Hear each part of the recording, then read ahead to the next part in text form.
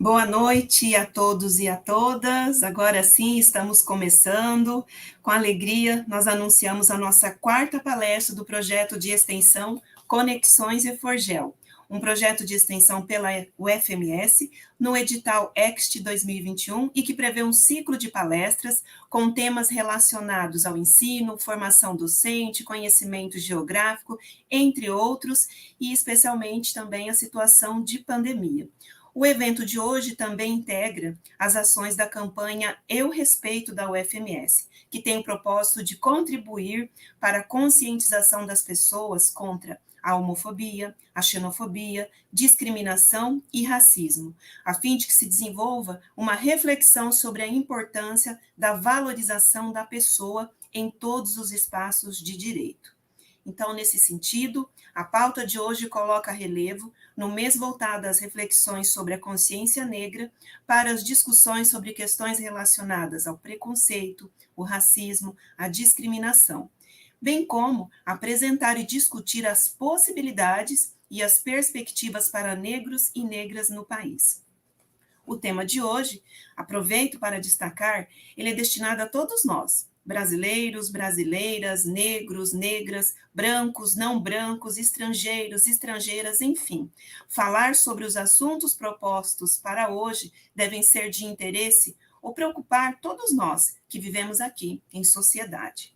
Afinal, discutir pautas como essas e tantas outras que permeiam o nosso cotidiano, conforme as questões que nós já citamos, são simplesmente necessárias. Meu nome é Valéria Rodrigues Pereira, docente do curso de Geografia da UFMS no campus de Três Lagoas, professora doutora, mas antes de tudo, mulher, preta, filha de pais que lutaram e lutam, mas tiveram poucos anos de estudo e oportunidades. E sim, passei pela escola pública, pela universidade pública, e eu digo isso porque a noite de hoje ela é um pouco diferente dos demais eventos que nós realizamos.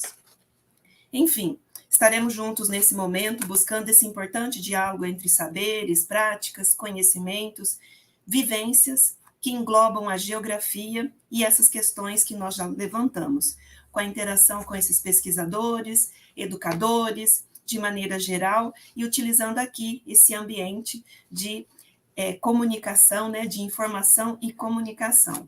Desde já, eu agradeço a presença de todos e todas, e solicito a vocês que participem das nossas interações por meio do chat, coloca seu nome, dá o boa noite, fala a cidade que você está ou o curso que você é, ficaremos muito felizes com a sua participação.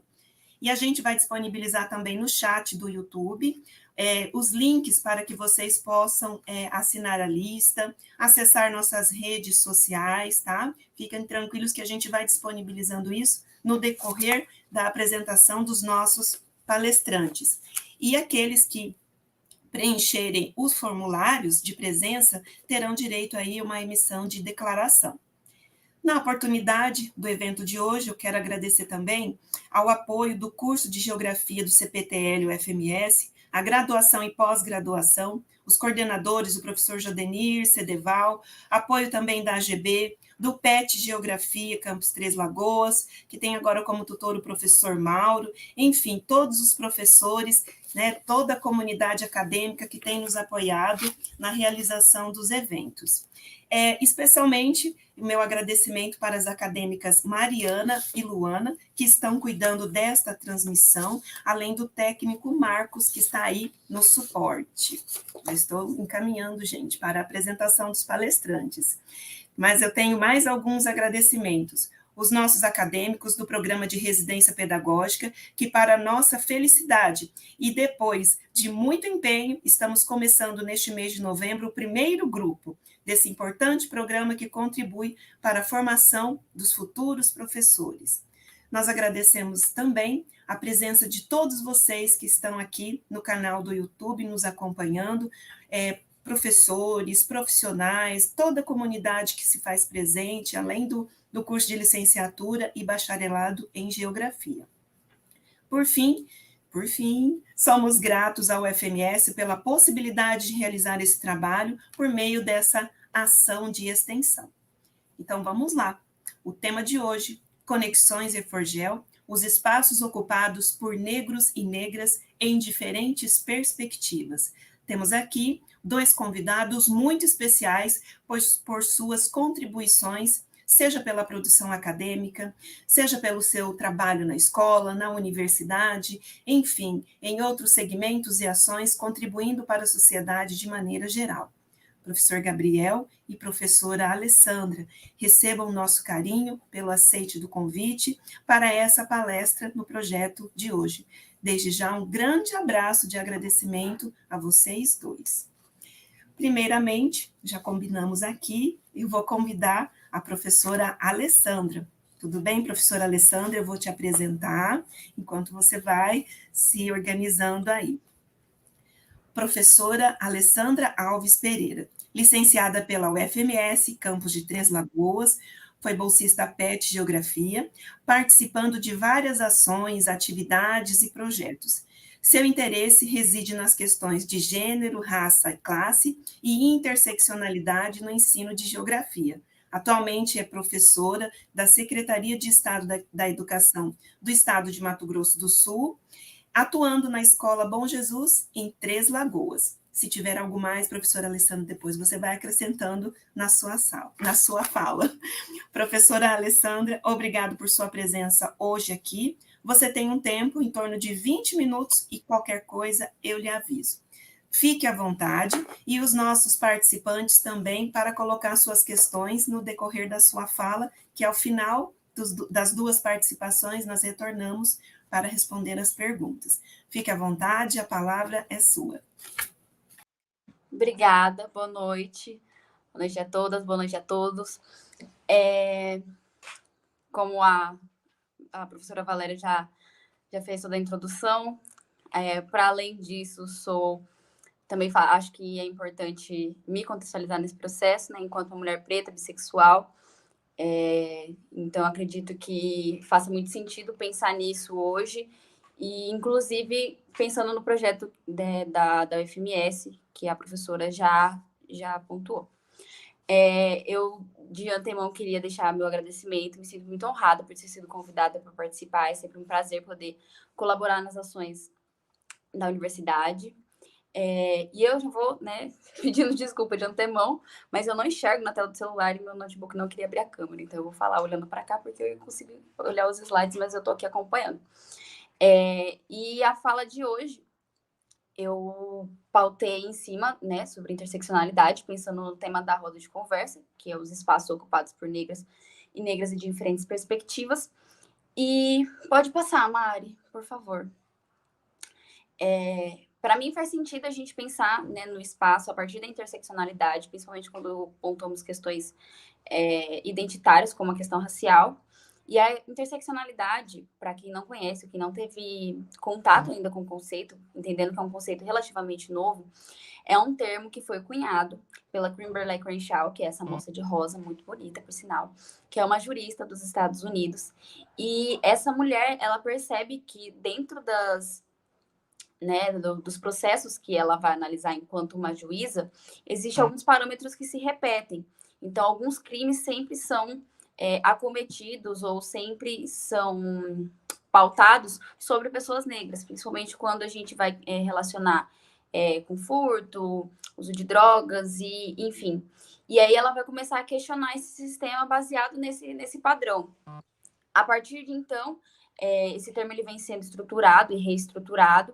A Conferência de Durban, na África, de 2001, é uma conferência muito importante para pensar esse termo. E essa conferência, ela vai trazer algumas pessoas que, a partir de então, vão se debruçar com mais atenção sobre esse termo. E a Carla Cotirene, que é uma escritora brasileira, ela vai definir a interseccionalidade como uma interação entre 2 ou mais eixos de subordinação. Dessa forma, racismo, patriarcalismo, opressão de classe e outros sistemas discriminatórios. Pode passar, Mari. Então, pensando na interseccionalidade, essas relações interseccionais, elas vão influenciar em como a gente se vê e a gente está na sociedade, né? Então, o sujeito, ele vai vivenciar o espaço de uma forma diferente, de acordo com as suas vias identitárias. Para explicitar o processo, alguns autores usam até de uma forma mais didática pensar que temos ruas de identidade, então eu sou uma mulher preta, eu sou bissexual, então essas ruas, elas vão se cruzar para me formar enquanto sujeito. E essas vias identitárias, conforme elas se cruzam, elas fazem com que o sujeito eles tenham relações diferentes com o espaço. Então, aqui nesse livro de interseccionalidade, a Patrícia Rios Collin e a Sirma Birge, elas vão, né, categorizar a interseccionalidade de uma forma que ela vai considerar categorias de raça, de classe, de gênero, de orientação sexual, de nacionalidade, capacidade, etnia, faixa etária, entre outras. Então, como é um termo novo e é um termo que está se estruturando, ele também vai se moldando de acordo com a realidade que a gente está analisando. Pode passar, por favor. Para além disso, a desigualdade social que a gente vai estudar, né, pensando principalmente enquanto profissionais aí da área da geografia, a gente vai entender que o espaço ele vai estar diretamente ligado com as nossas relações sociais, as relações econômicas e a desigualdade social. E essa desigualdade social ela vai se apresentar de uma forma distinta quando a gente vai analisando essas intersecções dessas vias identitárias. Então, a desigualdade social ela não vai se aplicar igualmente para mulheres, crianças, pessoas de cor, pessoas com capacidade diferente, pessoas trans, população sem documento e grupos indígenas. Alguns grupos vão estar especialmente vulneráveis às mudanças da economia global, enquanto outros se beneficiam desproporcionalmente delas. Então, quando a gente vai estudando as relações espaciais, a gente vai ver que alguns grupos repetidas vezes vão ser discriminados e vão sofrer com esse processo, enquanto outros vão estar se beneficiando disso. Pode passar. Quando a gente vai pensar dessa forma, que quando a gente vai olhar para o mundo através da lente da interseccionalidade, a gente vai começar a ver que até a forma com que a gente vai pensar emprego, renda e riqueza, ela vai mudar drasticamente, porque a gente vai começar a entender que o capital ele vai se apropriar dessas pessoas de uma forma totalmente diferente, de acordo com essas vias identitárias, de acordo com o cruzamento dessas vias. Pode passar, por favor. Pensando no tema, né, da nossa roda de conversa, eu trouxe aqui uma definição, um trecho do livro de Jamila Ribeiro, do Pequeno Manual Antirracista, que ela vai falar que se a população negra é maioria no país, quase 56%, a ausência de pessoas negras em espaço de poder deveria ser algo chocante. Isso é importante para que os privilégios não sejam naturalizados. Então, a gente precisa entender que existem determinados espaços ocupados por determinadas pessoas, espaços que foram construídos e estruturados para que determinados corpos possuem, ocupem e desfrutem, e que se a gente está pensando numa população, pensando no recorte brasileiro, que a maioria é constituída por população negra, população preta, a gente precisa entender por que alguns espaços não têm essa paridade racial. Pode passar, por favor. Aí, trazendo mais puxando sardinha para a nossa área de estudo, pensando na geografia, essa compreensão do espaço, pensando numa perspectiva mais política, ela ainda é muito nova. E aí o Vicentini ele vai falar que essa geografia ainda é embrionária, né? A gente ainda está trabalhando para que essa geografia tome corpo, para que ela se estruture, mas especialmente no ensino, né, que foi o meu recorte de pesquisa na minha monografia de graduação, é muito difícil a gente pensar nisso e apropriar disso dentro da geografia, porque muitas pessoas vão se apropriar desse discurso da interseccionalidade na área da sociologia, da filosofia, dos estudos das ciências sociais e tudo mais. Mas faz muito sentido que a geografia, enquanto uma ciência que tem um espaço geográfico como objeto de estudo, que se paute na interseccionalidade, que comece a pesquisar a partir da interseccionalidade e que a gente comece a olhar o espaço a partir dessas vias identitárias, até porque quem produz o espaço são sujeitos sociais, e esses sujeitos sociais são diferentes de acordo com as vias identitárias que os cruzam. Pode passar, por favor.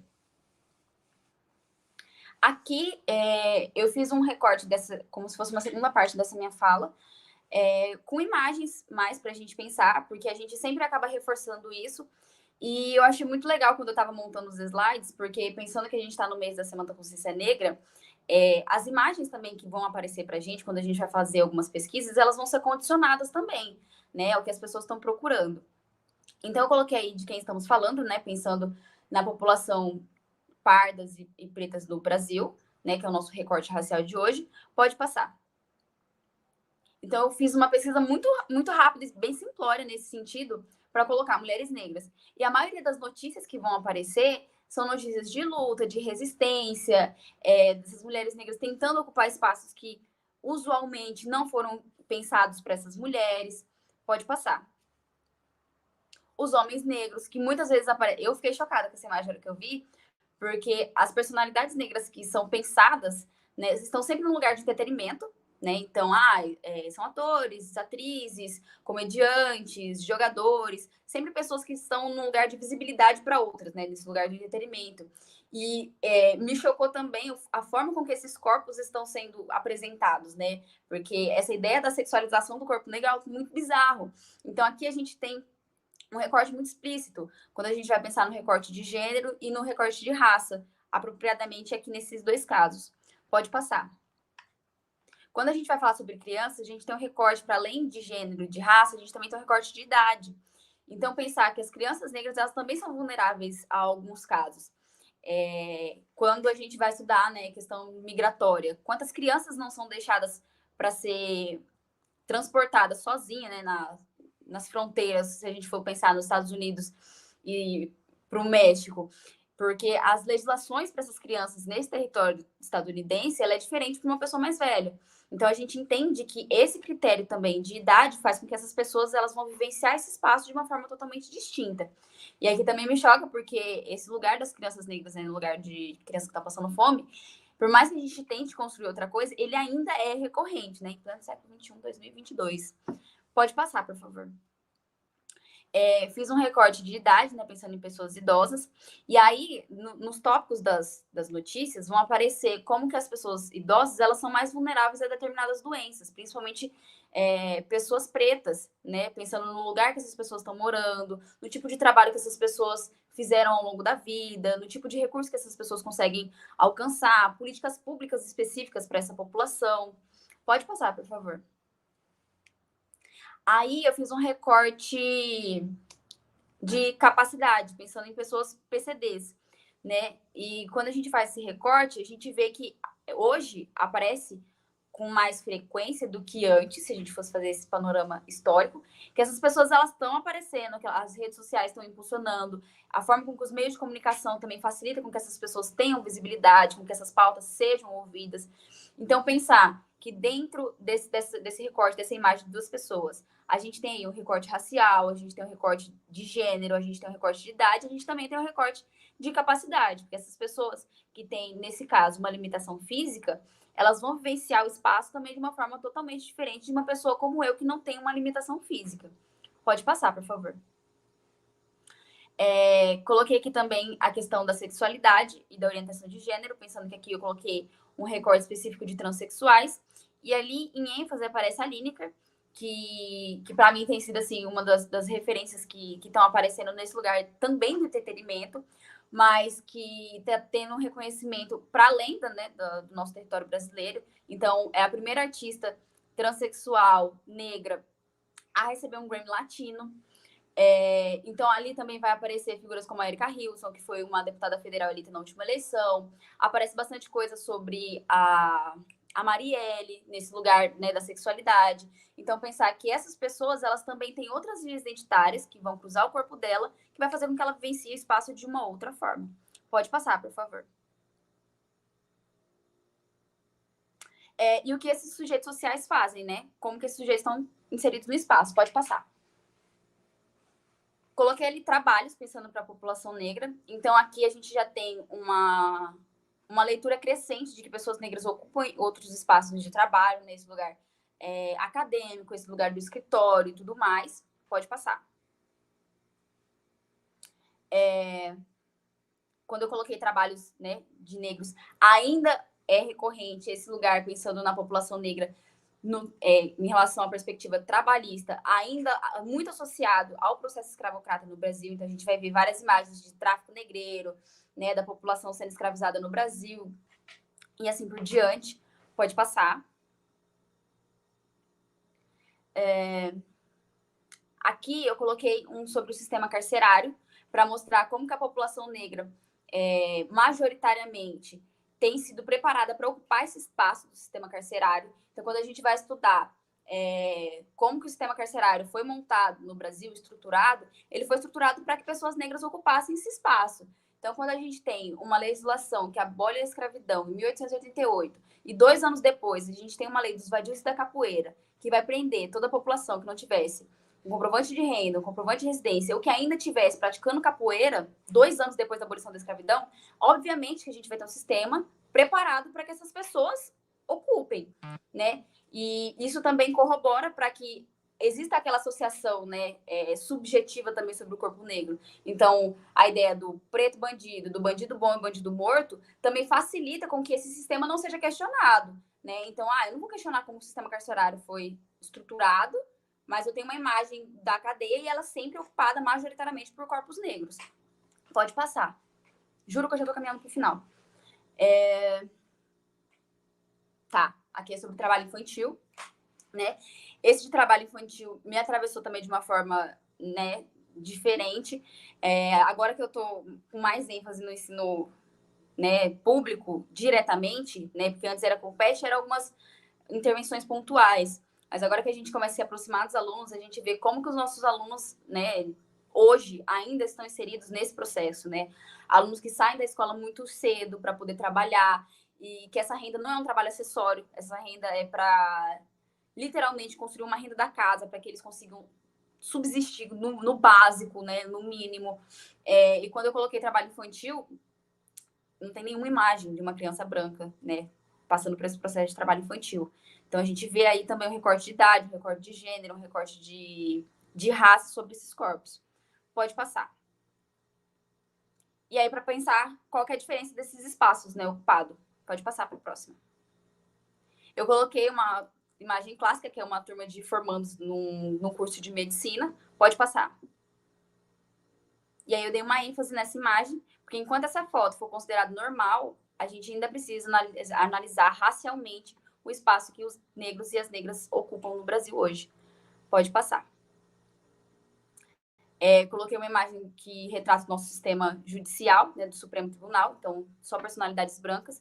Então, enquanto pessoas negras não ocuparem espaços deliberativos, as nossas pautas não vão ser ouvidas, as nossas pautas elas não vão ter um poder legal para serem efetivadas. Pode passar.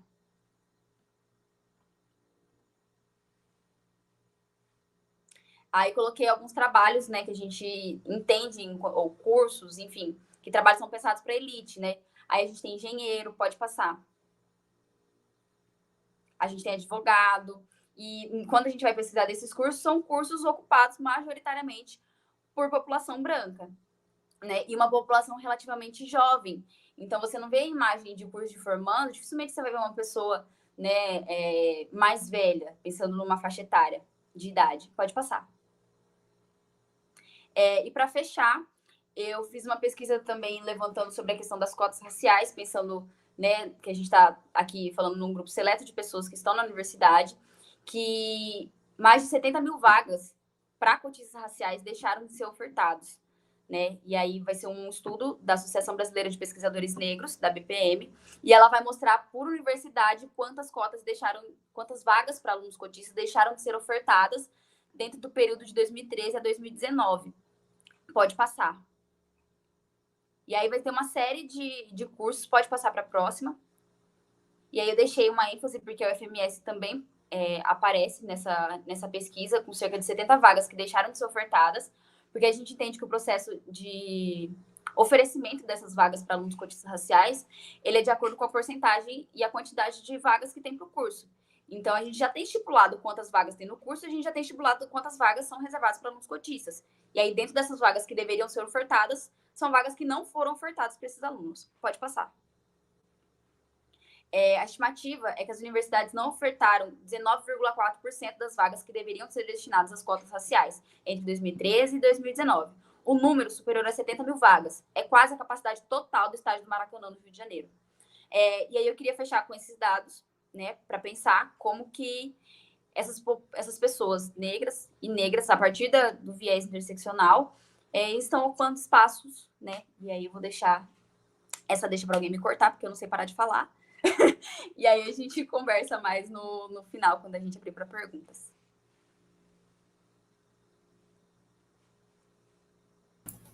Obrigado, professora Alessandra, por suas contribuições, gratidão aí pelos pontos que você levantou, pelos dados que você trouxe, por esses aspectos que muitas vezes não são tão percebidos, apesar de visíveis.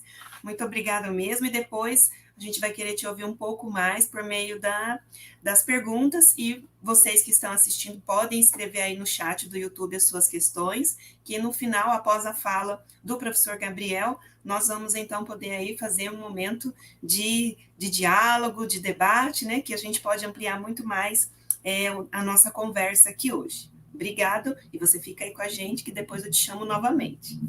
Bom, vamos então para o nosso segundo convidado. Com muita alegria, eu vou chamar aqui o professor Gabriel, vou apresentá-lo inicialmente. Professor Gabriel, mais uma vez, obrigado por sua participação, pela disponibilidade do seu tempo nesse final de semestre, né? Então, vamos lá. O professor doutor Gabriel Siqueira, graduado em Geografia pela Faculdade de Formação de Professores da Universidade do Estado do Rio de Janeiro, realizou seu mestrado e doutorado em Geografia na Universidade Federal Fluminense e pós-doutorado na Universidade Federal do Rio Grande do Sul. Acho que fazendo ainda, né, professor? Depois qualquer coisa, você me corrija aí. É professor adjunto, vinculado ao Departamento de Geografia da Universidade do Estado do Rio de Janeiro, a Faculdade de Formação de Professores, ministrando as disciplinas relacionadas ao ensino de geografia e formação do espaço mundial. Atualmente, coordena o Núcleo de Estudos em Territorialidades Negras e Ensino de Geografia, debatendo os seguintes temas: relações raciais e geografia, a Lei 10.639/03, lutas quilombolas no Brasil e o branqueamento do território. E também o professor Gabriel, ele é coordenador da disciplina de Mundo Contemporâneo da graduação à distância em Geografia pelo CEDERJ, e vem atuando ainda como avaliador de livros didáticos no Programa Nacional de Livros Didáticos, o PNLD, desde 2018. Professor Gabriel, gratidão mais uma vez por sua participação, e você tem um tempo aí em torno de 20 minutos, e qualquer coisa nós lhe avisamos. Fique à vontade, a obra é sua. Bem, boa noite a todos e a todas, né? Queria agradecer o convite da professora Valéria para estar aqui, para estar dialogando e conversando com vocês hoje, né? Parabenizar também a fala da professora Alessandra, né? Acho que muito rica a exposição dela. De certa forma, a gente vai dialogar bastante, porque muito do que ela traz através das imagens eu vou trazer também através dos dados, né? Então, acredito que as apresentações vão dialogar diretamente para a gente entender e problematizar essas espacialidades, né, dos negros, ou espacialidades também dos racismos constituídos no território brasileiro, para entender as posições e as subalternizações também. Então, eu trouxe aqui uma fala que é muito nessa direção, né? De tentar compreender esses espaços e também os processos de subalternização que se configuraram ao longo dos 5 séculos. E aí a gente falar das estruturas atuais é impossível sem falar, obviamente, das condições que produziram, né, esses espaços racializados no Brasil. Pode passar. Aqui, rapidamente, né, tocar em 4 pontos, porque esses pontos vão alimentar os debates acerca dos dados e dos próprios gráficos também. A gente lembrar, né, que quando a gente discute racismo, a gente não pode discutir nada que seja dissociado da nossa formação territorial, do nosso processo histórico. Então, entender os processos da escravidão, os processos de branqueamento e democracia, né, de certa forma, as narrativas espaciais que configuraram a formação do território brasileiro é fundamental, tanto para professores e professoras de geografia, quanto para qualquer um que visa debater a questão do racismo na sociedade nacional. Primeiro, né, preciso reforçar que o processo de escravidão desde o século XVI ele é pautado em uma característica basilar, né, que é a violência e o estupro, né? Então, relembrar e reforçar que a sociedade brasileira ela é sim fruto a miscigenação, né, ela é fruto do processo de estupro. A gente não pode esquecer isso, porque a miscigenação vira um símbolo da identidade nacional, que naturaliza e acomoda as tensões raciais na sociedade brasileira, quando, na verdade, ela é fruto já de um processo de violência. A escravidão também se baliza através do roubo de saberes, né, principalmente aqueles saberes voltados à produção agrícola, então é importante a gente reforçar isso. Ela também se coloca numa posição de não permissão, né, ou, de certa forma, não acesso das populações não brancas ao território. A lei de terras é um exemplo muito marcante disso, né? Você tem uma sociedade escravizada, onde você não tem ganho para a população negra, e você tem uma lei que proíbe a adquirir terras sem a compra, né? Então, isso obviamente se caracteriza enquanto impedimento do acesso à população negra à terra. Isso já em 1850, mesmo no processo ali que vai desembocar no fim da escravidão. E, de certa forma, também a gente tem que relembrar, né, que o processo de resistência, a Alessandra já colocou isso, né, nas imagens, ele é um processo histórico. Ele existe desde que existe escravidão. Então, é importante reforçar nesse primeiro período de formação territorial, né, que dura a maior parte da nossa história, né, durou, ele foi balizado nesses elementos. Assim como falar do branqueamento da democracia nos permite ou nos possibilita entender um pouco das posições ocupadas por negros e negras na sociedade brasileira. Nós passamos por uma política de branqueamento que ela ainda permanece, ela foi pautada em políticas imigratórias, né, em políticas de entradas de italianos, alemães, libaneses, japoneses, e quando nenhum mais imigrante queria vir para cá, trouxeram também os chineses em detrimento da população negra. Lembrar que o branqueamento se deu, né, através de uma política de privilégio, concessão de terras, concessão de empréstimo, concessão de ferramentas para a população branca de origem europeia ter, né, condições de se reproduzir e produzir no espaço nacional. Então, durante o processo final da escravidão e início do pós-abolição, nós tivemos uma política de privilégio de acesso a terras para a população que veio da Europa. E, novamente, uma política de exclusão, associada também a uma política de genocídio, né? E aí o KimBem vai trabalhar com uma necropolítica. Lembrar, né, que uma política de genocídio ela não se caracteriza apenas por uma política de morte direta, né? A morte por assassinato. Ela também se caracteriza através de uma política de abandono, né? Abandono em condições médicas, abandono em condições habitacionais, abandono no acesso a políticas básicas de moradia. Tudo isso se caracteriza como política também de genocídio. E aí, mesmo após o fim da escravidão, a política adotada no início da abolição é uma política de abandono, em detrimento da população imigrantista. Na década de 30, nós temos que fazer essa recapitulação para entender um pouco melhor, né? A democracia racial, enquanto uma política de naturalização das relações raciais, e aí você tem uma fábula da criação dos 3 troncos, né, populacionais no Brasil, o tronco europeu, africano e indígena, que é o que a geografia reproduz, né, continuadamente através do ensino, aquela formação, a famosa formação populacional brasileira, né, e tem lá aquele pedaço do material didático que fala disso, a gente muitas vezes reproduz, né, e aí a gente também acaba cristalizando, né, nas formas de representação, nas contribuições culturais de cada grupo. Nós temos a leitura da escravidão branda, que aparece sob forma do encontro dos europeus com africanos e indígenas, que silencia os processos de violência. Nós temos ali a configuração de situações onde a raça é extremamente mobilizada para construir situações de subalternidade. A gente pode falar sobre isso, por exemplo, quando a gente discute situações de acesso a emprego, situações de acesso a políticas públicas, situações de acesso a cargos políticos, né, como a Alessandra mesmo discutiu,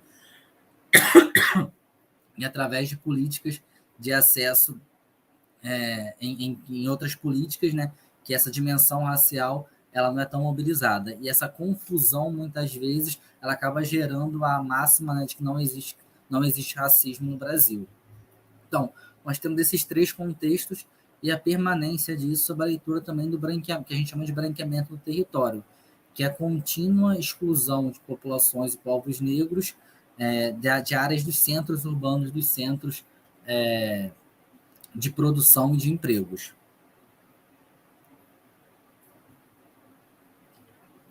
E assim, né, nós temos uma contextualização histórica para a gente também entender como essa subalternização ela permanece, né? E aí é preciso lembrar que o racismo ele sempre encontra as formas de se reproduzir e se diversificar. Então é preciso atentar para esses diversos espaços. E aí, nesse sentido, minha fala vai um pouco para a gente caracterizar e entender isso através dos dados. Pode passar. Pode passar também. Aqui a gente tem um dado, né? Todos esses dados foram tirados do relatório do IBGE, tanto de 2018 quanto 2021. Então, são dados públicos, inclusive ferramentas muito importantes para nós usarmos em sala de aula. Esse aqui inicial, ele visa apresentar a distribuição de renda e condições de moradia. Então, nós demonstramos que as pessoas abaixo da linha da pobreza no Brasil, elas têm cor, né? Isso é importante. Por que o dado é importante, né? Porque o dado ele combate aquela ideia da naturalização de que não existe racismo. Quando a gente apresenta os dados, a gente apresenta uma verdade que é uma verdade, de certa forma, incontestável. E a gente pode começar a discutir esses processos estruturais raciais. Nós temos um segundo dado, que é o dado da violência, que é a taxa de homicídios. E aí eu vou caracterizar um pouco melhor cada um desses dados para a gente entender nessas espacialidades do racismo, para conseguir combater e identificar também as ações que visam desconstruir essas práticas. Pode passar. Esse aqui, né, é o dado da taxa de homicídios. Do lado ficou um quadro em que não dá para ver as estatísticas muito bem, mas eu queria mostrar de Mato Grosso, né, que você tem uma taxa de 40 mortes de pessoas negras a cada 100 mil habitantes por assassinatos, enquanto a morte de brancos é de 20, ou seja, né, morrem o dobro de negros em relação a brancos em conflitos. Isso já demonstra um pouco desse genocídio da juventude negra, assim como também a taxa de homicídio, ela é muito maior, né, ela é 3 vezes maior na média nacional da população negra em relação à população branca. Isso coloca o corpo negro sempre em uma situação de perigo, né? É uma situação sempre ali posicionada para a morte. E é muito interessante como é que isso também se reproduz na mídia. Recentemente, né, 3 dias atrás, o Estadão publica uma matéria, né, falando do genocídio, né, dos assassinatos na escola Espírito Santo. E aí é um garoto branco que pratica esses assassinatos, né, nas escolas. Aí aparece uma imagem de um garoto negro para chamar a matéria. Ou seja, né, colocar um corpo negro ali porque é um corpo que é produzido e é criminalizado. E assim, obviamente, né, nós temos um corpo em perigo. Não à toa é o corpo que ocupa os espaços mais violentos e sempre ali, né, condicionados ou indicados a esses corpos matáveis. Né? E eu relembro e reforço o debate do MIBEMB, que eu acho que é muito importante para a gente fazer na geografia, que esse debate desses corpos matáveis que são, né, majoritariamente corpos negros. E a gente coloca a juventude negra e esse genocídio também como uma questão geográfica, uma questão espacial para ser debatida. Pode passar. Aqui a gente traz um gráfico que é residente do homicídios, né, e vai para a segunda característica, que é entender, né, que esses corpos eles estão em situações de vulnerabilidade, eles também estão em situações ou em espaços de maior precarização. E aqui, quando a gente pega, por exemplo, os dados de populações com título definitivo de propriedade, a gente vê que na condição de poceiros, nós temos a maioria de população negra. Isso envolve um processo histórico de não acesso à terra, de não acesso à propriedade. É importante falar, né? Eu acho que a gente está no curso, está falando para um curso de geografia, então muitos de nós aqui, né? Nós não somos herdeiros, né? Nós viemos de condições subalternas, mas quando a gente pensa nos corpos negros, eles normalmente escalam, né? E tem que passar por enfrentamentos distintos que colocam em situação de maior vulnerabilidade. Assim como o acesso à terra ou o acesso a uma casa, ele torna-se ainda mais difícil devido às próprias condições e estruturas familiares, né? Então, nós podemos perceber que acessar os espaços e acessar a condição, né, de ser proprietário de uma casa é ainda mais difícil. Se eles estão em mais áreas de posse, mais áreas vulneráveis, a gente também entende que estão em mais áreas periféricas, mais áreas condicionadas à ação, por exemplo, de policiais e ações de genocídio, tal qual a gente vem enxergando. Pode passar. Aqui, né, é um outro gráfico que vai demonstrar, por exemplo, quando a gente pega as condições estruturais das casas, as casas que têm, por exemplo, né, máquina de lavar, que tem automóvel, que tem acesso à internet de fibra, são, em sua maioria, também espaços ocupados por sujeitos brancos. E as casas que não têm essa estrutura são casas ocupadas por sujeitos pretos ou pardos, né, de grupos negros. E aí nós também vemos as condições, né, mais precarizadas propriamente para a ascensão social. Você tem uma carga horária maior, né, de limpeza, você tem uma estrutura menor de condições ali básicas de estudo, você tem uma jornada prolongada e você tem casas com menos cômodos, né? Tudo isso condiciona também uma situação de maior dificuldade de ascensão social e até mesmo, obviamente, né, de ascensão através do campo educacional. Tempo de estudo ele também acaba sendo menor. São mais pessoas vivendo em menor número de cômodos, o que dificulta esses processos, como processos de concentração e formação, né? A gente está falando aqui de ensino superior, de mestrado, de doutorado. Pode passar também. Aqui é um outro dado que vai demonstrar a situação da população negra no meio rural. Quando a gente fala de população com menos de 1 hectare, a população negra no meio rural ela aparece em cerca de 30% a 40% como proprietária de menos de 1 hectare. Quando nós condicionamos essa situação para quem tem mais de 100 hectares, se nós olharmos a população preta, ela vai ser 1,6%, né? E a população parda vai ser menos de 20%. Ou seja, né, a população branca está majoritária nos espaços de grandes latifúndios no Brasil.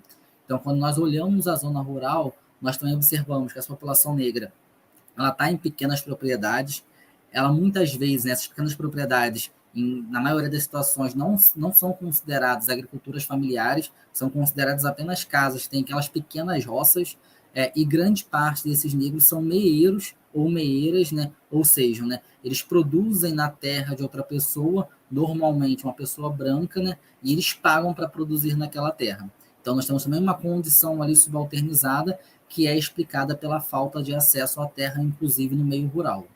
Pode passar. Quando a gente olha para a taxa de educação e a taxa de representação política, esses dados vão demonstrar uma condição mais subalternizada. E aí a Alessandra falou um pouco sobre isso, eu não vou me alongar tanto, mas eu vou retomar alguns dados que eu acho que são importantes. Pode passar.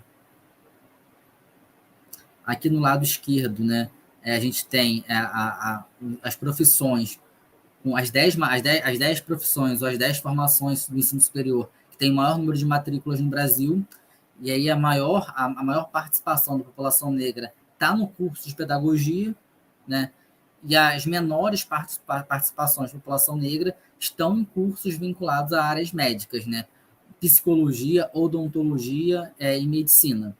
E aí a gente também observa, né, que os espaços desse primeiro processo de ascensão, né, e de entrada na universidade, ele majoritariamente se dá em duas áreas, a área da formação de professores e professoras e a área da enfermagem. E é importante destacar, né, que a área da enfermagem e a área da formação de professores são uma das duas áreas de ensino superior com a menor remuneração no Brasil. Ou seja, né, a entrada no ensino superior se dá através de espaços ou de áreas onde o salário médio é o menor entre elas.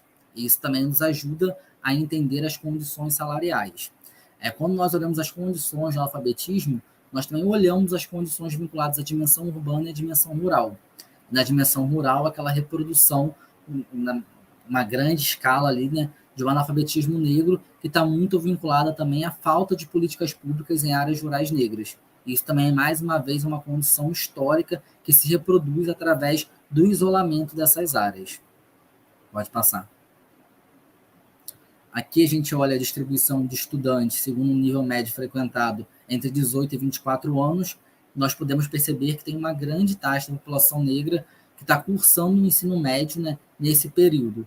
Isso envolve, né, aquela exclusão, muitas vezes, daqueles estudantes negros e negras nas escolas de ensino fundamental e ensino médio, né, que são colocados naquelas turmas 606, 607, condicionados a uma situação mais precarizada a partir de diversos estigmas, e isso gera uma maior distorção de realidade. Então, eles acabam demorando mais para entrar na universidade, muitas vezes pelo racismo no ambiente escolar, e que muitos deles são reproduzidos por nós, né, professores e professoras dessas séries. Pode passar. Aqui a gente tem a distribuição política, né, que é um dado interessante. O número de vereadores negras e negros ele vem aumentando nos últimos anos, ele é hoje equivalente aí a 42%, né, isso em dimensão para a política de 2018, nós não contabilizamos com a eleição atual, né, esse dado vai sair nos próximos meses, mas é interessante a gente notar que quando leva a situação para deputados estaduais e federais, isso diminui consideravelmente. Né? E por que diminui? Porque são as áreas que demandam maior investimento financeiro para propriamente se eleger.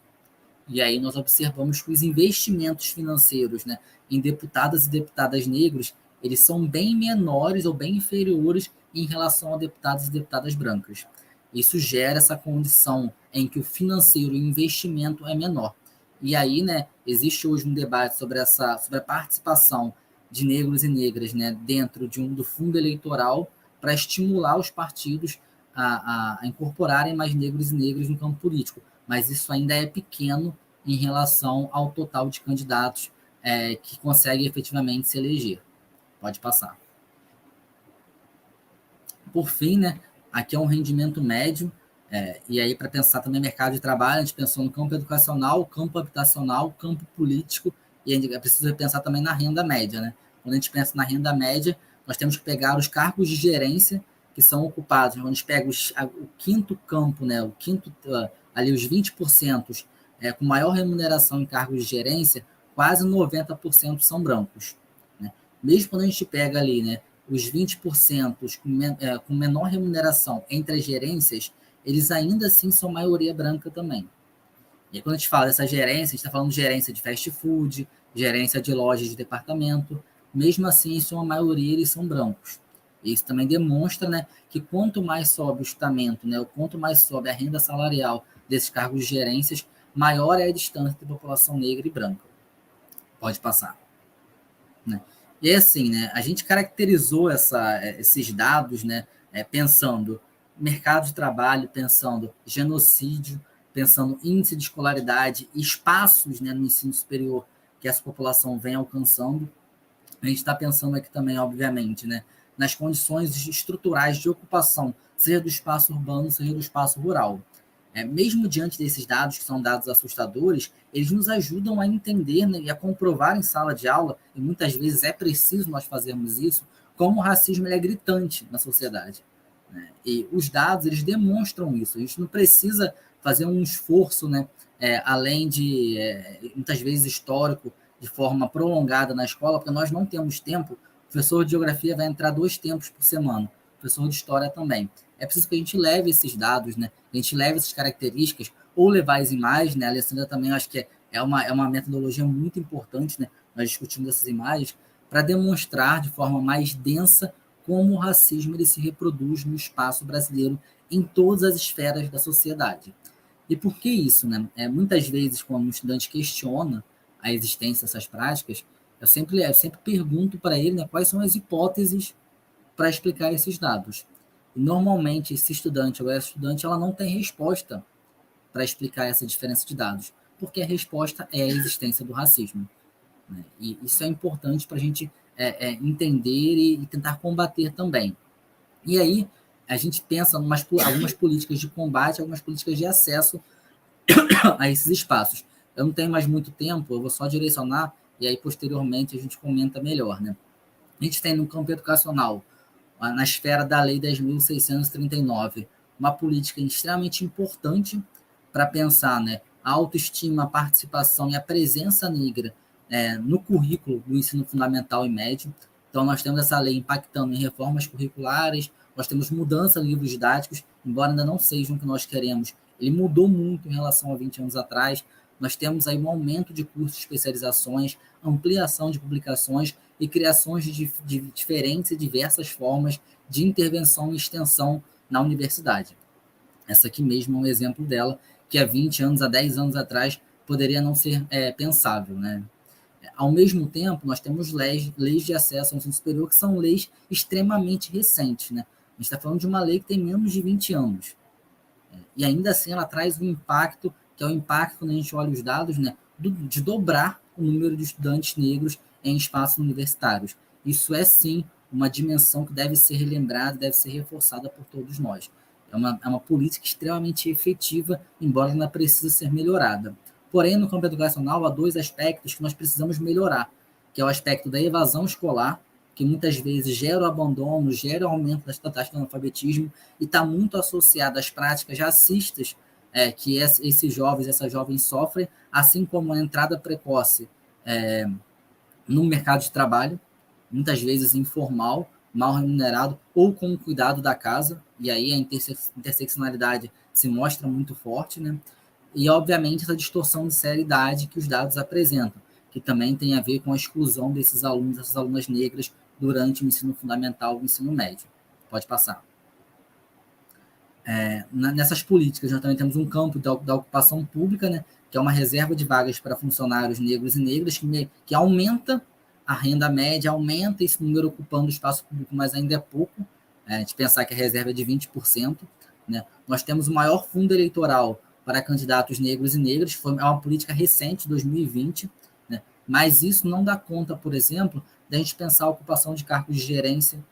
Isso não nos ajuda efetivamente a combater, né, a reserva de vagas, que é uma reserva de vagas efetiva para a população branca em empresas privadas, que não contratam muitas vezes funcionários negros e negras, e aí a gente pode pensar na dimensão estética, como a dimensão racial e a dimensão estética, elas se coadunam, mas elas se combinam, principalmente em shopping centers.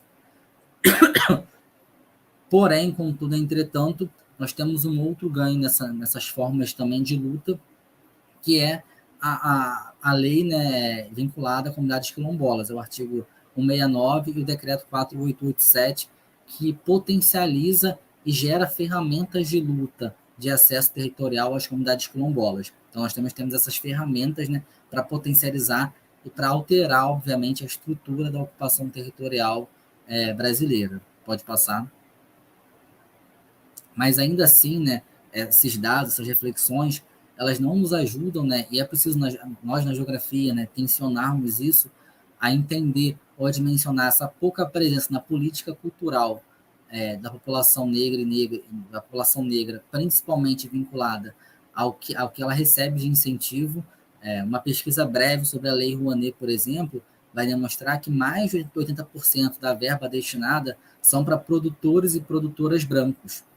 Né? Isso demonstra, né, que o dinheiro da Lei Rouanet ele tem um destino que são são homens e mulheres brancos e brancas. Da mesma forma, a política habitacional urbana ela não é uma política que contribui efetivamente para o fim da segregação de base racial ou para melhores condições de infraestrutura. Nós temos políticas de unidades pacificadoras e não políticas de infraestrutura para essas áreas. No terceiro ponto, nós também não temos formas efetivas de combate a essa política de extermínio configurada através da política do genocídio da juventude negra.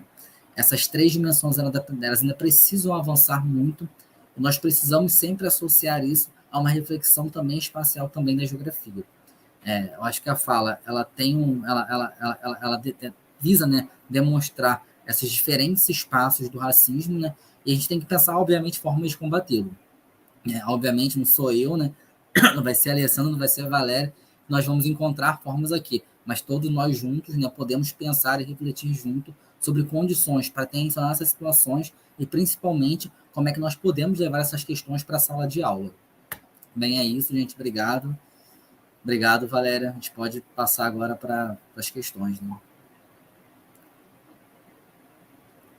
Obrigada, Gabriel, por suas considerações, reflexões muito fortes, muito pertinentes e impactantes algumas vezes, porque embora a gente saiba e vivencie muitas situações, né, e acompanhe casos, quando a gente retoma isso, revê isso, coloca uma lente maior sobre a questão, que a gente vê como que nós temos ainda um longo caminho para percorrer. E você trouxe aí, né, as espacialidades do racismo, quanto que isso vai se manifestando de diferentes formas e ele vai aí percorrendo e achando maneiras, né, de se sobrepor, infelizmente. Mas, bom, deixa eu parar um pouquinho aqui e te agradecer para a gente ouvir as questões que já estão lá. A gente não resiste, né, porque é algo que nos toca profundamente enquanto pessoa, enquanto pesquisador, enquanto educador. Então, é muito difícil para nós realmente não ser impactados com tudo isso. Vou pedir auxílio para vocês a respeito das questões aí, para a gente se organizar. Eu vou correr aqui na outra tela, tá? Para para vermos aqui as contribuições e os comentários, e avisando que a lista eu acho que já está sendo disponibilizada aí para vocês assinarem e escrever os comentários. A Mariana já vai disponibilizar para vocês. E vamos ver aqui, então, os comentários que eu tenho e as perguntas. Aqui. Primeiro, tem uma aqui para a Alessandra. Alessandra, não sei se você já conseguiu acompanhar enquanto isso, a pergunta do Guilherme. Nas escolas, atualmente, você acha que está tendo um diálogo maior sobre o racismo estrutural? É a primeira pergunta que vem do Guilherme.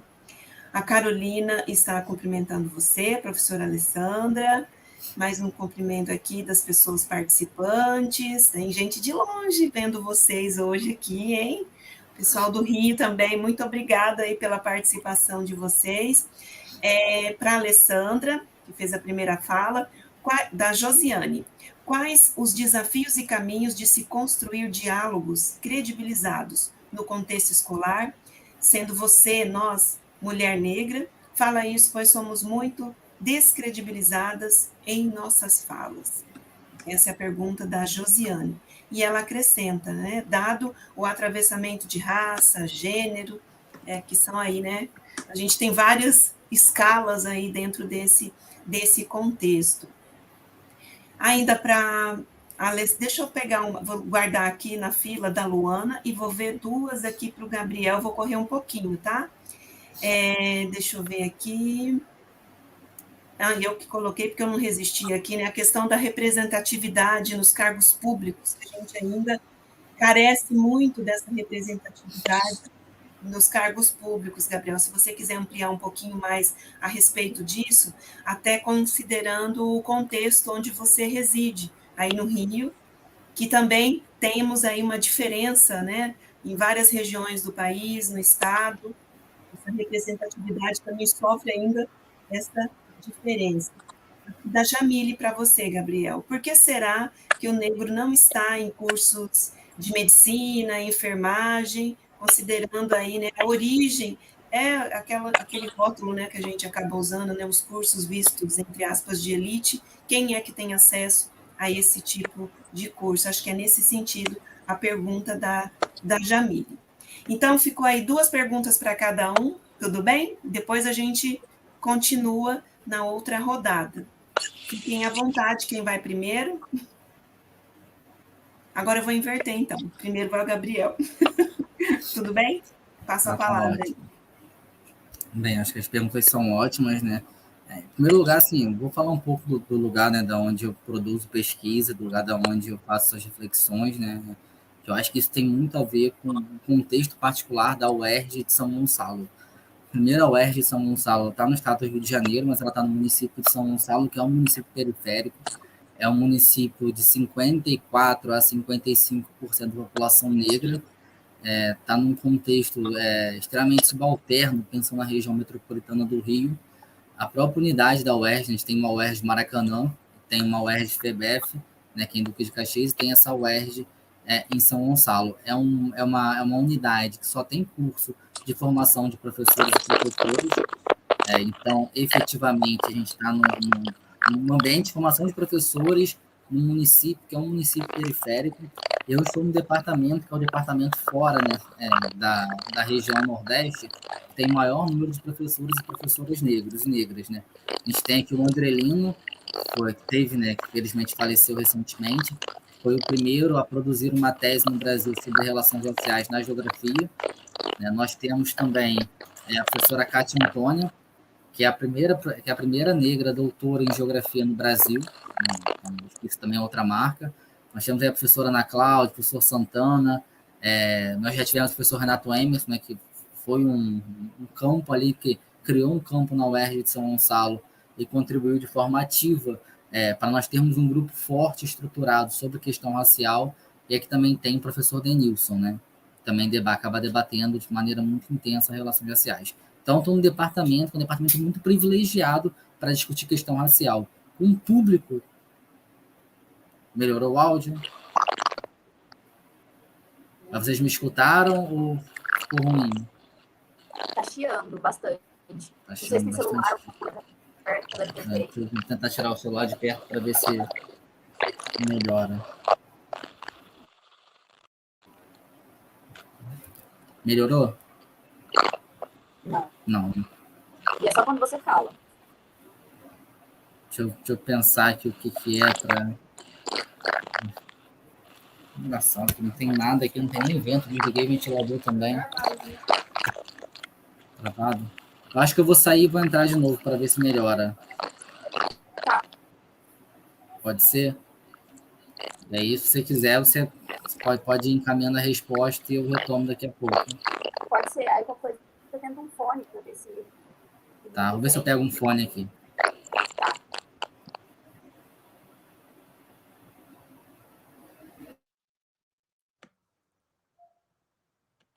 Então, eu vou tentar responder as minhas, enquanto o professor Gabriel tenta organizar ali.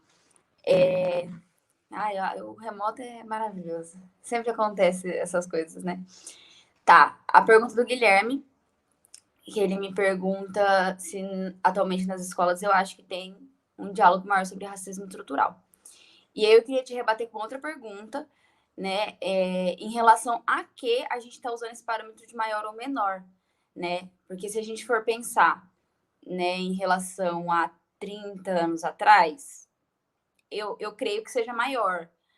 Mas se o parâmetro de maior ou menor fosse em relação a currículo ou legislação, aí eu já questionaria se é maior mesmo ou não, né? O professor Gabriel trouxe a Lei 10.639, né, que é a lei de 2003, que é uma lei relativamente muito recente, né, para o estudo das questões afro-brasileiras e cultura, né, afro nas escolas. E quando a gente vai, né, questionar essa efetividade dessas leis na escola, né, a gente vai ver que quem estava dando aula em 2003 não teve isso na formação de professores, né, antes de 2003. Então, eu acho que a gente precisa se questionar até que ponto a gente está considerando maior ou menor, né, essa discussão sobre racismo estrutural nas escolas, pensando que a gente tem várias possibilidades aí para trabalhar a questão racial dentro dos currículos, né, especificamente, e principalmente dentro da geografia, que é um campo muito rico para a gente discutir questão racial. Professor, você quer continuar? Eu respondi uma. E aí depois a gente faz esse bate-bola mesmo. E aí, se der algum probleminha, a gente vai trocando. Pode ser. Vamos ver se melhora agora o áudio. Agora tá tranquilo. Ah, que bom. Eu tava falando, na verdade, eu tava só contextualizando, né, o que é o UERJ de São Gonçalo, para entender que eu estou num espaço extremamente privilegiado para falar sobre questão racial, né? Então, isso foi muito importante, né? E o fato de eu estar aqui e voltou a... Vamos ter que conviver um pouquinho com isso. O fato de eu estar aqui hoje, né, enquanto um professor universitário falando desse tema, diz muito respeito à formação, né, e à presença desses corpos negros dentro do espaço ali de formação de professores da UERJ. Então, é fundamental para eu estar aqui, para muitos, né, outros professores e professoras que foram formados nesse grupo, que hoje estão dando aula no ensino superior e trabalhando questão racial. E, obviamente, né, pensar essa especificidade nos ajuda a pensar o próprio contexto, né, do Rio de Janeiro, os próprios desafios disso. E aí, conforme uma pergunta que foi colocada, né, onde é que o racismo ele é mais intenso, pelo menos onde eu observo, né, que ele é mais intenso. Eu acho que a Alessandra já trouxe, né, a fotografia ali do presídio, né, a gente pensar o que é um espaço do presídio, o que é um espaço no Supremo Tribunal, né, um espaço mais subalternizado na sociedade, mais criminalizado, e o espaço de maior poder, né? Quando a gente pega esses dois extremos, nós observamos como o racismo ele continua e ele se reproduz na sociedade brasileira. Isso é fundamental para a gente pensar.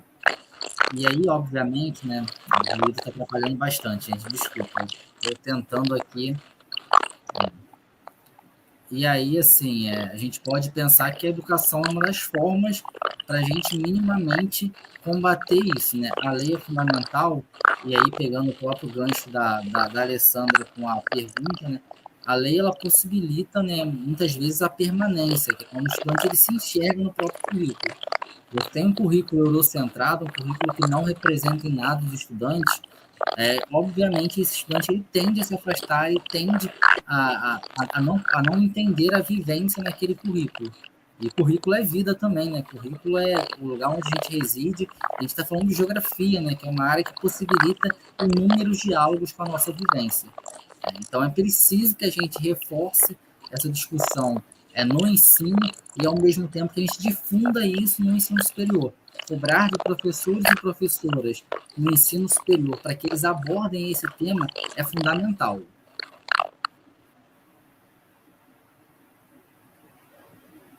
Quer responder outra, Alessandra? Aí eu volto depois. Pode ser. A outra era da Josiane, né, que ela me perguntou quais os desafios e caminhos de se construir diálogos credibilizados no contexto escolar, né, sendo uma mulher negra, e ela se inclui nesse processo, e falar isso porque a gente é muito descredibilizado nas nossas falas, dados o atravessamento de raça e gênero.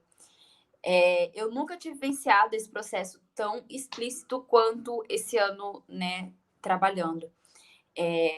Quando a gente se posiciona, né, nesse lugar e a gente se posiciona no sentido de mostrar que a gente tá ali, que a gente tem uma questão que a gente quer pontuar e de que a gente firmemente tá ali para construir coisas para além do que, né, já estavam sendo feitas anteriormente, principalmente pensando nessa questão educacional, a gente tem que estar preparado, porque muitas vezes a recepção não é tão boa, diga-se de passagem. Pensando nos atravessamentos de raça e gênero, para mim fica um pouco difícil desassociar isso, para mim, da questão da sexualidade. Porque quando eu cheguei em sala de aula, inclusive tinha umas alunas minhas assistindo a live. E uma das primeiras coisas que eu gosto de fazer quando eu entro em sala de aula é me posicionar. Então, olha, meu nome é Alessandra, sou uma professora negra, mulher, cisgênera, bissexual. E isso gerou um burburinho, assim, como se tudo que tivesse construído fosse motivo de questionamento pelo fato de eu ter me posicionado politicamente, entendendo que meu corpo é algo político também, né? Entendendo que pessoas como eu e pessoas posicionadas no meu lugar, né? Entendendo que na escola eu exerço um lugar de poder, enfim, isso não é comum, né? Isso não é usual. Então, o processo para mim tem sido, né? Tem sido muito doloroso, nesse sentido de precisar me reafirmar em todo momento. Então, quando a gente pensa, né, se o diálogo aumentou, eu entendo que a gente tem legislações que reafirmam que esse lugar é um lugar importante, que é um lugar legítimo, que esse lugar permaneça, mas que a gente tem aí, principalmente pensando, né, na formação de professores, algumas brechas que facilitam que a gente consiga fazer essas discussões. Então, eu e o professor Gabriel tava trocando figurinha antes da live começar, né, pensando nessas questões raciais quando a gente trabalha isso, né, pensando no ensino fundamental, a priori. E na minha monografia, eu peguei o referencial do Estado e fui analisar em que momento, né, a gente poderia falar sobre isso dentro do currículo de geografia. E aí, assim, do 6º ao 9º ano, a gente tem aberturas para trabalhar desses temas. Mas quando a gente vai falar desses temas, parece que a gente precisa fazer isso desassociado do fazer geográfico, né? Então, eu vou falar de questão racial só na Semana da Consciência Negra. Eu vou falar da questão, né, de gênero só em março, né, no Dia da Mulher. Mas não, eu posso falar disso quando a gente vai falar de distribuição territorial, quando a gente vai falar de cultura, quando a gente vai falar, né, da relação urbana, porque esses espaços, né, pensando no objeto de estudo, do núcleo duro da geografia, ele está sendo ocupado por pessoas, ele está sendo feito por pessoas, está sendo refeito, significado, ressignificado. Então, eu posso fazer isso sempre concomitante, né, fazer geografia e falar dessas questões sociais. E, assim, pessoalmente, o que tem me sustentado nesse processo, né? Eu entendi que eu precisava de uma rede de apoio, né? Pessoas que falavam a mesma língua que eu dentro do ambiente da escola. Então, professores e professoras, né, que entendiam que essa era uma discussão pertinente, que a gente precisava trabalhar isso, que para além da perspectiva que eu trabalhava, a gente poderia trabalhar de outras formas, mas, né, interdisciplinar, de projeto, enfim. E eu sempre precisei estar, assim, extremamente pautada em referência, que é uma coisa que tem sido, assim, também muito cansativa, no sentido de que parece que eu preciso justificar muito além do que uma outra pessoa que estivesse falando da mesma coisa, né? Então, por que eu precisei justificar coisas até mínimas, né? Tipo, por que eu me posicionei enquanto uma mulher bissexual em sala de aula? Eu entendo que meu corpo é político, que eu exerço um lugar de poder, que esse lugar da representatividade para pessoas como eu não houve, que entender as questões de sexualidade também, para mim e para os meus alunos, é importante para a gente entender geografia, né, academicamente falando, né, do espaço corporificado, do espaço vivido, das microterritorialidades, enfim. E eu sempre precisei justificar extremamente, né, muito, todos esses processos que eu fiz quando eu decidi fazer tudo isso na escola. E um adendo, sim, terapia, porque isso é como a Valéria falou, pra gente, para além de profissionais, né, da educação e tudo mais, enquanto pessoas negras, isso é um lugar que toca numa ferida, né, coletiva, né? O racismo é uma ferida coletiva que a gente está sempre tendo que cutucar e recutucar, no sentido de ter que explicar para as pessoas o básico, né? O que é racismo. Então, ter que falar, né, que a gente ainda não está num lugar que tem uma democracia racial, ter que explicitar todos esses processos aí que estão sendo discutidos há muito e muito tempo. Então, nesse lugar até de autocuidado, de autopreservação, né? Que a gente precisa lutar, mas que a gente precisa estar inteiro também para conseguir fazer esse processo concomitante. E aí, se eu não tiver respondido tanto a resposta da Josi quanto a resposta... Josi, olha que intimidade, não é mesmo? Quanto a resposta do Guilherme, vocês me dão um alô, que eu reformulo, tá? Valéria, alguém... Abrir. Estou aqui esperando abrir. O professor Gabriel está se organizando ali a gente teve um probleminha com o som, mas eu acredito que vai dar certo agora. Obrigada, Alessandra, pelas respostas aí, o professor Gabriel também. E eu vou aqui mais uma rodada, a segunda e última, né, por conta do nosso horário também. Continuando aqui, eu havia parado. Gabriel, tem alguma questão que você precisa finalizar, porque teve um probleminha aí com o som? Não, acho que só vou comentar, pensando nos cursos de ensino superiores, né, por que não medicina e sim enfermagem, né? Primeiro porque nem todas as universidades têm a cota que estimula, né, obviamente, essa entrada e permanência de estudantes negros e negras na universidade. Segundo ponto é que o curso de medicina é um curso muito caro, né? Então a gente precisa entender, né, que sem apoio e sem bolsa na universidade, para um grupo populacional que já tem uma condição, né, estrutural, muitas vezes, que não é ideal, permanecer no curso de medicina é difícil. É um curso que demanda uma dedicação integral, ela não possibilita que você trabalhe. Nós estamos falando de estudantes, de homens e mulheres negros que são trabalhadores, né, que estudam e trabalham, então vivenciam uma tripla, né, ou quádrupla jornada de trabalho, né, muitas vezes a universidade, o trabalho, o ambiente doméstico, ainda é o cuidado, né, a preparação, a limpeza, né, ou seja, né, uma situação extremamente difícil a permanência nesses cursos, pelo tempo, porque são cursos caros, porque demandam equipamentos, demandam deslocamentos, demandam investimentos, né, que muitas vezes ultrapassam valores de R$1.000 até R$2.000, né, então, obviamente, torna muito mais difícil permanecer nesse curso.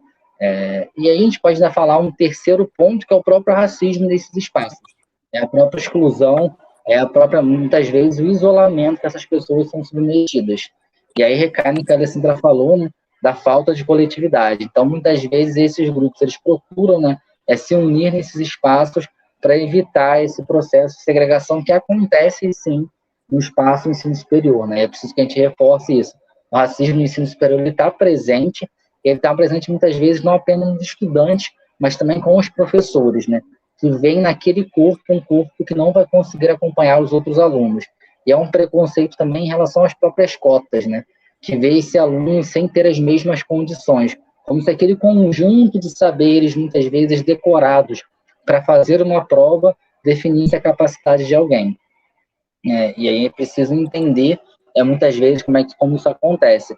É preciso também reforçar que os estudantes negros e negras no ensino superior em enfermagem têm um número significativo de universidades particulares também, ou seja, são estudantes que, sobretudo, pagam a universidade e não desfrutam da universidade pública.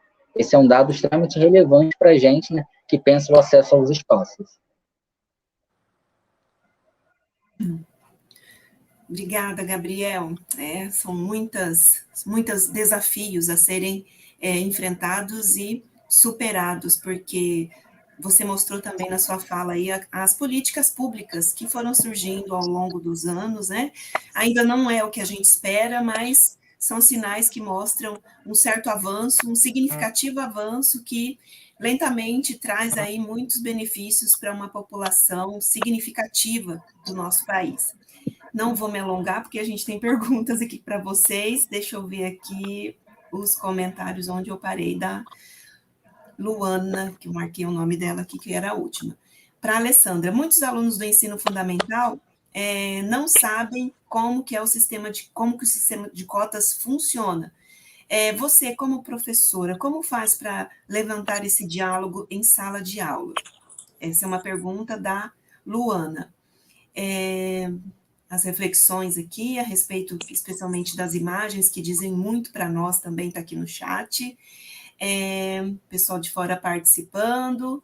Aqui eu já comentei, da Jamile também. Para o Gabriel, acho que essa eu não perguntei para você, Gabriel, acho que não. Da Luana, eu te perguntei? Acho que não, né? O racismo se manifesta de diferentes formas, e isso se manifesta de forma mais visível onde e o que podemos fazer? Em parte, eu acho que você comentou isso na sua fala, mas se você quiser comentar um pouco mais. O Leonardo, eu acho que pode ser para os dois agora. Qual a importância de trabalhar relações étnico-raciais desde a infância e de que forma mais didática isso pode ser trabalhado? Vou repetir. Qual a importância de trabalhar as relações étnico-raciais desde a infância e de que forma mais didática isso pode ser trabalhado? É a pergunta do Leonardo para vocês dois. Acho que eram essas. Nossa, gente, tem bastante pergunta aqui. E comentários, acho que é comentário. Para a Alessandra, sabemos que o racismo estrutural está grudado em todas as suas raízes, principalmente na escola, ao ponto do ponto de vista que podemos, do seu ponto de vista, nós podemos ou devemos agir de qual maneira? Pergunta da Sara para a Alessandra, né? Que o racismo está aí, então qual deve ser o nosso posicionamento? Também em parte você já comentou sobre isso, né? Aqui o Guilherme te cumprimenta pela fala, depois você vê direitinho lá no chat. A Josiane comenta, muito doloroso o processo, né? E unir faz a diferença, provavelmente a fala para os dois, tá? Da Josiane. Sobre a saúde mental da população negra combativa se faz necessária. E aí, um comentário do Leonardo, já finalizando, a BNCC dificultou em alguma coisa conversar sobre o racismo em sala de aula? Além do fato de falar sobre isso, de se limitar, né, a falar sobre isso em datas especiais? Salvo engano, acho que nem datas especiais está previsto lá. Mas eu vou pedir o auxílio de vocês, porque é um documento novo que a gente está se apropriando ainda, conhecendo este novo documento. Então, passo as questões para vocês, tem um pouco para a Alessandra, também para o Gabriel, e outras que são em comum. Gabriel, estou escutando um ruído, não sei se é do seu ou da Alessandra, dou uma olhadinha, ou às vezes é do meu também, né? Tudo bem? Posso passar para vocês? Obrigada, gente. A última rodada, e aí vocês respondem as perguntas. Se quiser juntar, né, dizendo o nome das pessoas e contemplar num comentário mais abrangente, vocês fiquem também à vontade.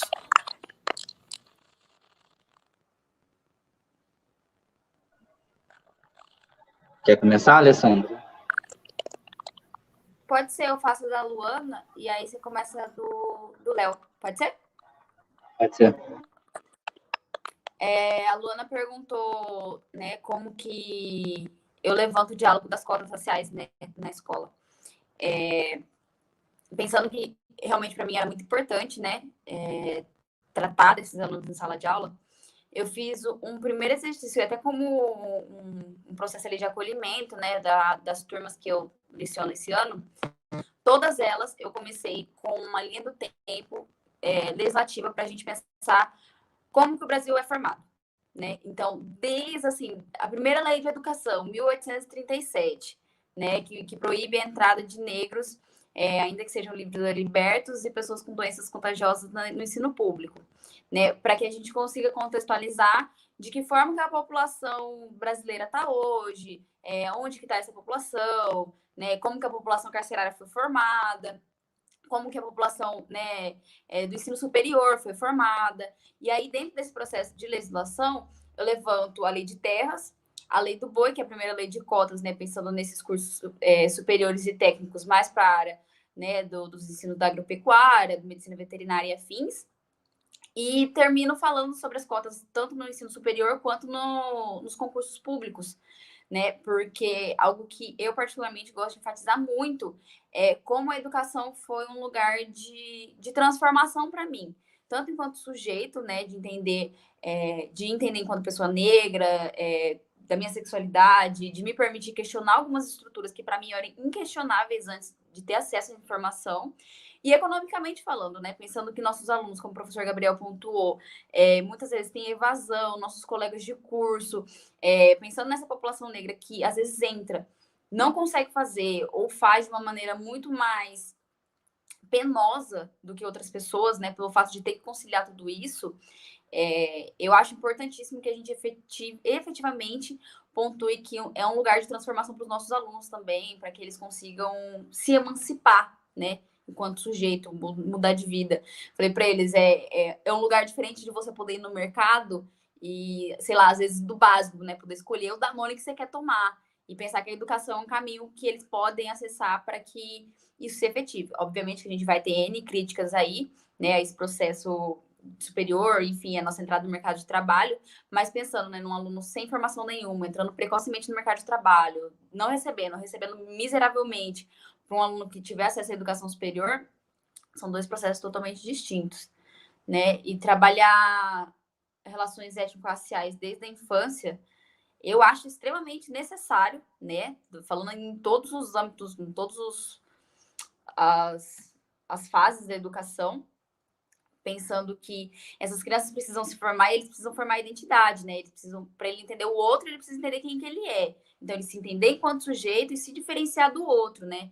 Esse processo de aprender a viver em sociedade, respeitar o coleguinha, né? Que a gente vê aí efetivamente falando, a gente precisa começar a dar nome para essas coisas. Então, respeitar o coleguinha, mas não ser racista também, entender que essas coisas são crime, que existe um processo estrutural que vai muito, né? Além das questões basiconas, né? Que a educação já tem trabalhado. E para fechar, a Sara pergunta, né, se, no meu ponto de vista, nós podemos ou devemos agir e de qual forma.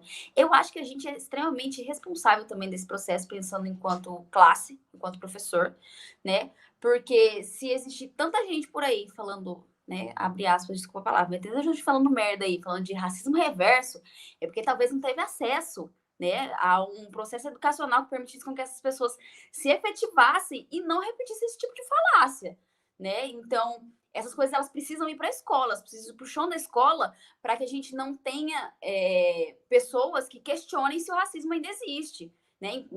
Com esse genocídio da população negra, com todos esses casos de racismo que a gente vê por aí, que a gente não normalize que a foto de uma chamada, de um caso como que foi da entrada do cara lá nas escolas, metralhando todo mundo, seja uma pessoa negra, que esse corpo seja sempre colocado nesse lugar, né, criminoso e tudo mais. Então, eu acredito muito que um lugar para a gente transformar essa realidade é na educação e que a gente precisa trabalhar no chão da escola para que esse discurso que a gente está fazendo aqui, né, essa roda de conversa que está sendo incrível, não fique só entre os pares, né, não fique só entre a gente, que é um grupo super seleto, né, a gente entendendo que a gente entrou na educação superior, numa faculdade pública, eu, enquanto fui aluna cotista, né, então a gente entende que a gente está num lugar de privilégio também em relação a muita gente, para que esse discurso ele vai e a gente consiga emancipar outros corpos também. E aí eu vou passar para o professor Gabriel e aí qualquer coisa a gente acrescenta.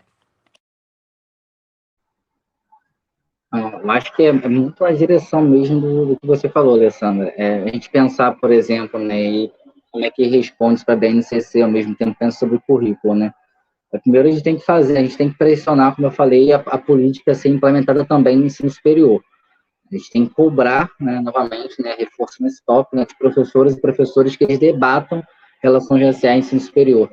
E aí não é a professora Valéria só debatendo, né? É a professora de Geografia Urbana, é o professor de Geografia Agrária, é o professor de Geografia da População, é o professor que vai discutir a Europa, também vai discutir a África, é aquele professor do estágio fundamental, no estágio no ensino médio, aquela professora de pedologia, né, discutir também a produtividade e a agricultura desses povos, né, desses saberes também que manejam a terra de forma diferenciada. A gente precisa primeiro, né, entender que é necessário ter uma formação no ensino superior.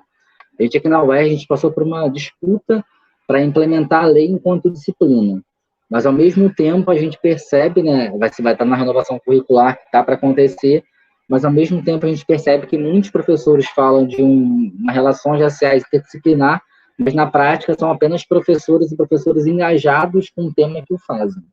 Então esse é um processo muito perigoso, né? O que isso é perigoso? Que você forma, né, você sai da universidade sem ter tido nenhuma discussão sobre o tema. E aí muitos professores e professoras se apoiam nisso também para não trabalhar as relações raciais. Muitas vezes baseados em racismo, mas apoiado na ausência dessa discussão no ensino superior. Então é preciso primeiro pensar essa dimensão.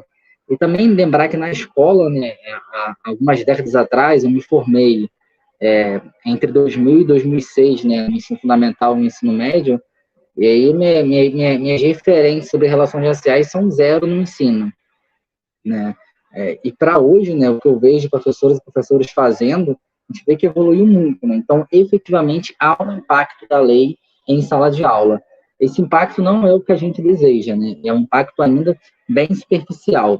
A gente tem que entender que transformar, né, demora, né? O próprio movimento negro, ele pauta esse tema desde 1930. Então, é 73 anos para conseguir inserir uma lei que traz a obrigatoriedade desse tema. E, recentemente, a gente vem conseguindo criar cursos, aumentar a publicação de livros, né? Você vê hoje um número muito grande de estudantes, né, negros e negras, entrando no ensino superior e também entrando nos cursos de pós-graduação. Então, uma transformação que está acontecendo. Se a gente pensar em relação à BNCC, a gente tem que lembrar que o currículo é sempre uma disputa. E a BNCC, muitas vezes, ela reproduz uma visão hegemônica de geografia. Até porque quem fez a BNCC são professoras e professores que trabalham com uma geografia hegemonizada, que é uma geografia que trata relações raciais e gênero, por exemplo, enquanto lutas identitárias, não enquanto lutas políticas com quais elas são, né? A gente está falando de questão racial, a gente está falando de uma luta política de acesso a território, luta política de acesso à habitação, luta política de acesso à saúde, né? A gente trabalha com uma ideia de geografia de formação cidadã, em que a cidadania é o consumo, é a política dos direitos e os deveres, e não uma política que luta contra, né, essa segregação que acontece. Então, a BNCC, ela consubstancia, né, ela hegemoniza essa visão de geografia do que já é feito, né? E aí, como é que a gente luta contra ela? Primeiro, a BNCC localiza relações raciais em alguns momentos apenas, né?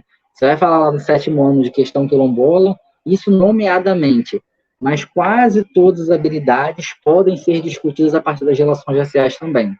E aí, como é que a gente se apropria disso, né? Primeiro, a gente precisa entender relações raciais na geografia. E aí é isso, a gente falou de geografia urbana aqui o tempo inteiro.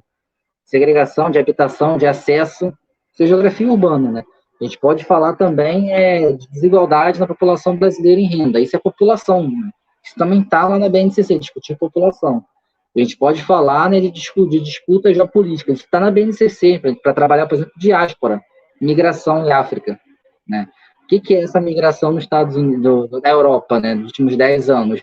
É uma migração africana, né, do norte da África, né? A própria Primavera Árabe também é uma migração africana, né, em condições, né, de exclusão e criação de barreiras, né, para a Europa, né? E aí, quando a gente vê uma guerra na Ucrânia, você vê que até o Brasil concede nacionalidade brasileira para o ucraniano.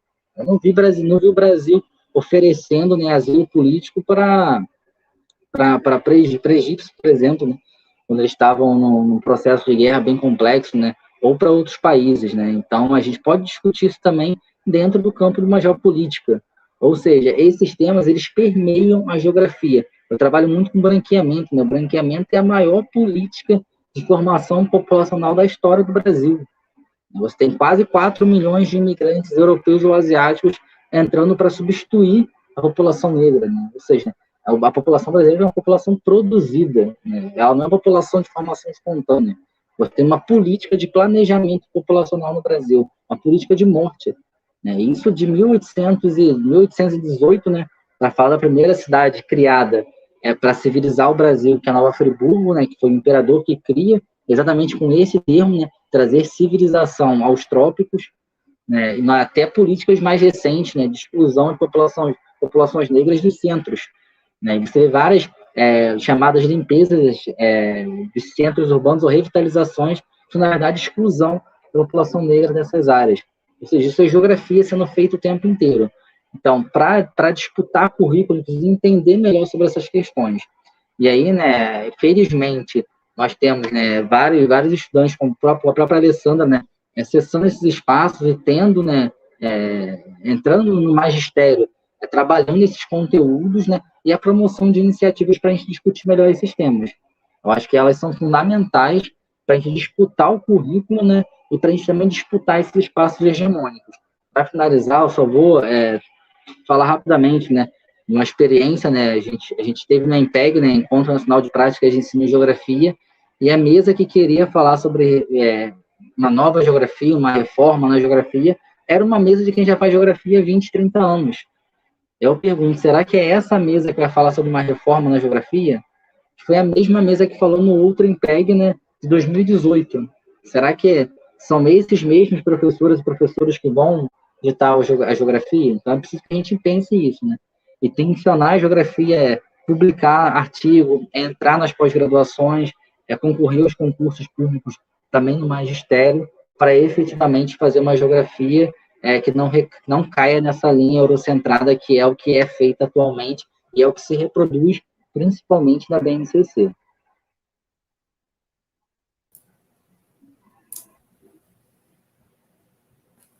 Obrigada, Gabriel. Não sei se o meu microfone está aberto. Tá ok? Tá certo, né, gente? Muito obrigada pelas contribuições de vocês. Tem mais comentários aqui e questões, mas o nosso horário já está alongado. Então, assim, muito obrigada mesmo. Saíram aqui, a gente acabou falando sobre trabalho, sobre educação, sobre economia, sobre política, porque pensar, né, esses espaços, pensar essas perspectivas que são barreiras, mas que podem ser superadas, transpostas, diminuídas, faz parte desse movimento. Então, agradeço demais as contribuições de vocês e já temos pautas aí para outros encontros. Gabriel, Alessandra, já estão de novo na agenda para 2023, 2024 e também estamos à disposição. Muito obrigado pela participação de vocês, agradeço também as contribuições de quem participou aqui no chat, quem ficou conosco até agora. Se vocês quiserem dar um último tchau aí bem rapidinho, tudo bem. Tudo certo? Gabriel, quer dar um último alô? Está com a palavra. Só agradecer a vocês, né, e parabenizar novamente também a fala da Alessandra, que foi muito importante, né, e reforçar que trabalhar com imagem é fundamental. Então, parabéns pela proposta, Valéria. Alessandra, obrigada, Gabriel. Obrigada de novo pelo convite. É sempre um prazer, né, dividir espaço com a professora Valéria, que já está de casa já. Para a galera que está, né, ajudando no making off aqui nos bastidores, muito obrigada. Vocês são bons demais, gente. Bom demais. Obrigada. Obrigada, Alessandra. Então, nós estamos encerrando a nossa palestra. O link para vocês assinarem a lista está ali disponível. Toda a equipe do projeto, agradeço demais o pessoal que está aqui no bastidor colaborando com a gente, Mariana, Luana, Marcos e todos vocês que participaram. Nosso projeto Conexões Eforgel agradece a presença de todos e essa palestra fica armazenada aqui no canal. Se você não se inscreveu, inscreva-se, curta, compartilhe e a gente termina com esse carinho todo. Gente, até 2023 e a gente tem novas ações aí e aguardamos vocês. Obrigada, gente. Um abraço.